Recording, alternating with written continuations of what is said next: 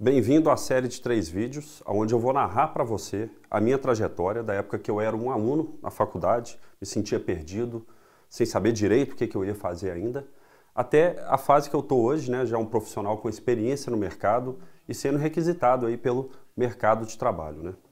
Então, nesse primeiro vídeo eu vou abordar a fase da faculdade e como que foi a minha entrada na faculdade e o que eu vivi ao longo dela e quais as dificuldades que eu tinha de ligar essa fase da faculdade com o final, que é o que eu gostaria de ser, que era um profissional de engenharia projetando aviões no mercado de trabalho, né? Eu queria ressaltar aqui que a história de cada um ela é diferente, né? Então eu vou contar aqui a minha história, acho que você vai se enquadrar nessa história em diversos momentos, né? Mas a trajetória de cada pessoa é diferente. Então eu espero que você aproveite o melhor dessa história, né? Vendo talvez um momento ali que você possa tomar uma decisão que vai te levar para um caminho que é o caminho que você quer seguir, né? Então, na minha época ainda era a época de vestibular, né? Então eu estudei bastante para o vestibular, eu já tinha uma certa noção que eu gostava de aviões e queria fazer engenharia aeronáutica. E aí na minha cidade tinha a UFMG com a especialização, né, em aeronáutica. Então eu prestei o vestibular para o curso de engenharia mecânica. E aí eu fiz uma ênfase em aeronáutica, que no UFMG na época eram 10 disciplinas que eram dedicadas à aviação, né, ligadas à aeronáutica, né? Então, logo que eu entrei na faculdade, depois de ter conseguido passar no vestibular, aquela fase tensa da vida ali que todo mundo estuda, você fica apreensivo, você vai conseguir passar. Eu consegui ingressar na UFMG. Para mim era bem legal porque era na própria cidade que eu estava, então tinha algumas questões cômodas, né? E aí, assim que eu entrei na faculdade, como todo engenheiro, né, eu tive que passar pelo ciclo básico de cálculos, né, a parte realmente da matemática, né? Então, nessa parte realmente é difícil esperar que ela seja totalmente correlacionada. É um ciclo básico até para todas as engenharias, né?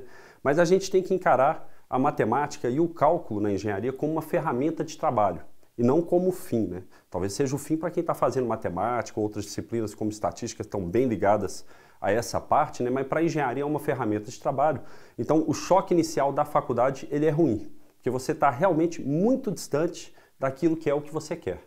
Então, no meu caso, eu tinha um desejo, falei, pô, eu quero aprender sobre aviões, quero aprender como funciona, como projetar, né, quais são os mercados do avião, onde que eu posso trabalhar, e não tinha nada disso no começo. Então, esse começo foi duro, né? Então, é basicamente noite sem claro estudando, né?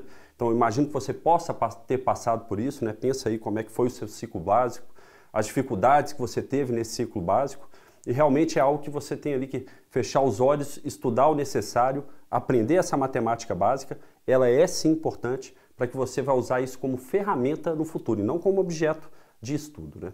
Então, passado o ciclo básico ali, por volta do primeiro, 2 anos de faculdade, aí eu falei, pô, finalmente agora eu vou ter contato com as disciplinas ligadas à aviação, né? Que eram essas disciplinas optativas na época, né? Então, logo que eu tive a primeira disciplina, que era Introdução à Aeronáutica, né? Eu já senti uma certa distância com aquilo que eu esperava fazer no final. Então a disciplina ela tratava dos fundamentos básicos da aeronáutica, mas ela não tinha uma visão prática, né? Então a gente já sentia assim, pô, como que isso é aplicado na indústria, né? E aí as disciplinas foram evoluindo, né?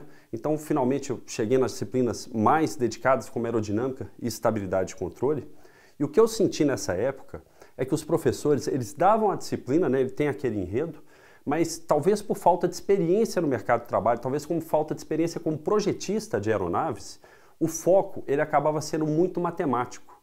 E mesmo o entendimento físico das coisas, como coisas simples, como entender a sustentação, elas acabavam sendo passadas para mim simplesmente como conceitos matemáticos como circulação. Então a sustentação para mim foi explicada como integral de linha fechada, do circuito fechado, e aquilo ali, eu tinha que ver a circulação daquilo ali. E para mim, eu não consegui correlacionar isso com a sustentação. Pô, como que é o fundamento mais básico da aeronáutica, gerar sustentação? Eu já tive uma certa dificuldade para entender isso no começo, né? Então, o foco era bem diferente, né? Até nessa parte da explicação física, de entender o que realmente está acontecendo, acabava tendo essa parte muito matemática, né? E além disso, quando iam chegando nas disciplinas mais avançadas da aeronáutica, né, acabava tendo frustração, porque muitas vezes o professor estava preocupado ali em cumprir aquela disciplina, era o trabalho dele, mas ele não encarava o aluno como um cliente ali, ele não tinha uma preocupação muito grande se o aluno estava aprendendo. Ele acabava se prendendo a provas, lista de chamada, e aí a gente estudava todo aquele conteúdo, virava noites tentando entender o que estava nos livros, e no final não conseguia entender como que aquilo ali vai ser utilizado na vida prática. Esse era o grande problema. Então quero que você reflita se você tem passado por isso na faculdade, você que é aluno. Depois a gente vai tratar de você que já é engenheiro formado, quais são as dificuldades na fase posterior, mas essa é uma dificuldade que eu vivi e acredito que você possa estar vivendo, que é conectar essa parte com a parte prática, né? Então, vivendo isso, né, eu já tinha um histórico com aeromodelos e sabia que na faculdade existia uma equipe de aerodesign. Então eu me interessei pelo projeto e ingressei nessa equipe, até para estar mais próximo ali do avião, né? Ainda que um avião em escala reduzida, né, um aeromodelo para uma competição, eu tinha pelo menos esse contato com esse tipo de avião, né? Então eu participei da equipe há alguns anos na parte de construção, que eu já tinha algum fundamento ali da parte de aeromodelismo quando eu era mais novo, e aí depois de alguns anos eu fui me aproximando da parte de projeto, né? Então nessa parte de projeto, no aerodesign, eu acho que é uma competição sensacional, acho que vale a pena se você tiver oportunidade na sua faculdade, reflita bem, porque eu acho que é uma boa oportunidade, apesar de não suprir tudo, é uma experiência completa que vai te trazer algo mais próximo da vida real do que você vê dentro de sala de aula, né? Então você vai projetar, construir e testar um avião e vai ter a possibilidade de comparar o seu projeto com um teste, coisa que até na vida prática leva cerca de 8 anos para você ter essa experiência.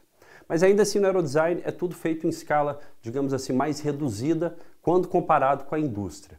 Então assim, isso me trouxe uma proximidade para o projeto de aviões e como que eles são projetados, mas ainda não resolveu, eu não entendia como que era feito na indústria.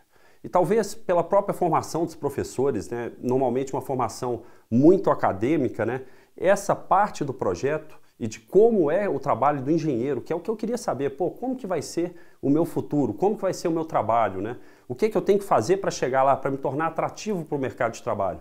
Isso não era dito em momento algum, né? Ainda na UFMG a gente tinha algumas oportunidades, lá tem um centro de construção de aeronaves, muito interessante, né? E eram feitas aeronaves de pequeno porte. Então existe todo esse mercado de aeronave de pequenos portes e a gente podia participar até do projeto de alguns componentes ou mesmo da construção, mas em momento algum, eu que trabalhei na indústria de aeronaves de grande porte, né, que é o grande mercado hoje, que provavelmente contrata a maior parte dos engenheiros que se interessam pela aeronáutica, engenheiros mecânicos, aeronáuticos, até de outras especialidades, né, ou mesmo aeroespacial, que é muito similar à aeronáutica, né, eu não tive contato com aeronaves grandes. Então esse foi um dos grandes choques que eu tive lá quando eu entrei. Então a gente via muito aeronaves pequenas e apesar de ver aeronaves pequenas ali, tinha essa possibilidade de participar desses projetos. Quando chegou na indústria, a gente tinha outro tipo de aeronave com outras soluções e com outras metodologias de projeto, né? Então, com esse desafio aí de conseguir conectar o que estava sendo me dado na sala de aula e até de sentir um pouco mais de empatia do professor, se ele tinha preocupação que eu estava realmente aprendendo, ou se ele simplesmente me dava a prova e me dava uma nota ali e cobrava o resultado, né? Eu corri atrás também de fazer um projeto de uma aeronave, que foi o meu trabalho de graduação, né? Já tinha essa experiência no aerodesign ali, de ter participado ali 5 anos do aerodesign em diversas fases do projeto, né? E aí no meu trabalho de graduação eu decidi fazer o projeto de uma aeronave do zero, né? A gente teve a disciplina de projeto durante a faculdade, mas eu decidi viver isso de novo e aí eu projetei uma aeronave que é um AV, ou VANT, né? Que transportava aí cerca de 50 quilos, para fazer imagens aéreas, né? Esse VANT acabou sendo um projeto que interessou até uma empresa exterior ao UFMG, né? E ele acabou sendo projetado e construído, né? Na verdade, eu terminei de construir o protótipo, depois ele foi feito em série e foi vendido para o Exército Brasileiro. Então eu tive essa felicidade de participar desse projeto, que eu diria que foi um sucesso, né? Mas ainda assim eram aeronaves bem reduzidas para um campo bem específico, né? Então, no final da faculdade, o que surgia também era a apreensão de como que eu vou entrar no mercado de trabalho. Então, como é que eu vou me conectar com aquelas pessoas que estão lá longe, na grande indústria, que era a única que a gente ouvia falar na época, e eu não tinha noção que existem várias outras no Brasil, né? Mas o que a gente ouvia falar era da Embraer, né? Então, inclusive, quando passava um ex-aluno lá que trabalhava na Embraer, a gente tinha uma distância muito grande desses caras. Eles eram como se fosse uma entidade, né? Pô, esse cara trabalha na Embraer, e assim, era algo até meio que místico, né? E aí eu queria saber como que eu ia chegar nisso, né? E a distância, ela acontecia até mesmo com aeronaves, né? Então, muitas vezes, assim, pessoas que faziam curso de aeronáutica, às vezes não tiveram oportunidade de fazer voo de avião, não tiveram oportunidade de ver uma aeronave de perto. E muito menos de conseguir conectar aquilo da sala com o que está sendo feito na indústria, né? Então, no mercado de trabalho, na época, né, o contato estava muito pessoal. Hoje eu já vejo que existe toda uma outra estrutura, inclusive o nível de cobrança para entrar no mercado de trabalho está até mais alto. Então, a partir desse momento, eu tive alguns contatos durante a fase de aerodesign, lá na Embraer, com os juízes, que eram os juízes da competição, e a partir desses contatos eu consegui mandar meu currículo quando eu formei e consegui ingressar na Embraer. Essa foi a forma que eu consegui entrar no mercado de trabalho, foi realmente a partir dos contatos do aerodesign, né? Mas hoje em dia outras formas, né? E até o nível de cobrança eles estão bem mais altos, né? Então eu sinto que a minha preparação da época, que eu tinha muitas dúvidas se era suficiente para o mercado de trabalho, e aí eu vou contar no segundo vídeo como que foi o choque de quando eu entrei na Embraer, né, e ingressei no mercado de trabalho, mas as minhas dúvidas, se eu tinha essa preparação, eu diria que hoje talvez estejam até maiores, porque o nível de cobrança está mais alto. Então eu sinto que os alunos, eles talvez tenham muito mais para aprender, por causa de novas tecnologias e por causa de um mercado de trabalho que tem muita gente realmente procurando emprego. Então o aluno ele precisa se diferenciar mais do que naquela época que eu formei. Eu me formei na faculdade no final de 2006, ingressei na Embraer em 2007 e nessa época o mercado estava muito aquecido. Então é uma fase completamente diferente do que a gente tem vivido nos últimos tempos, né? Todos os alunos do curso foram contratados, né? Foi uma época de ouro, então por isso que eu digo que nessa época a diferenciação não estava tão grande. Basicamente todos os alunos de aeronáutica que tinham interesse em ingressar na Embraer acabaram ingressando na Embraer. Eu tive sorte de ter os contatos e de uma fase de um mercado bom. Agora quando a gente tem uma fase de mercado ruim, né, um mercado um pouco mais fraco, que é o que a gente tem vivido nos últimos anos no Brasil, aí se torna ainda mais importante as pessoas se qualificarem, né?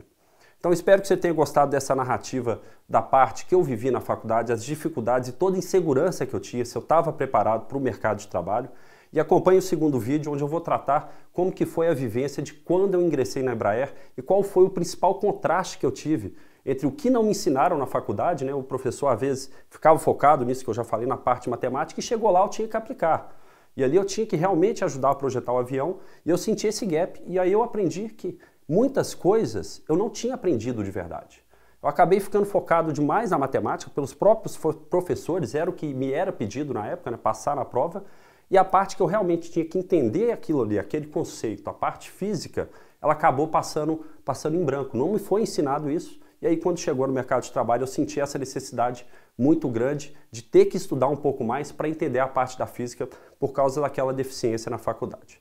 Então acompanhe aí o segundo vídeo, e aí eu vou te contar como que foi a minha experiência entrando no mercado de trabalho.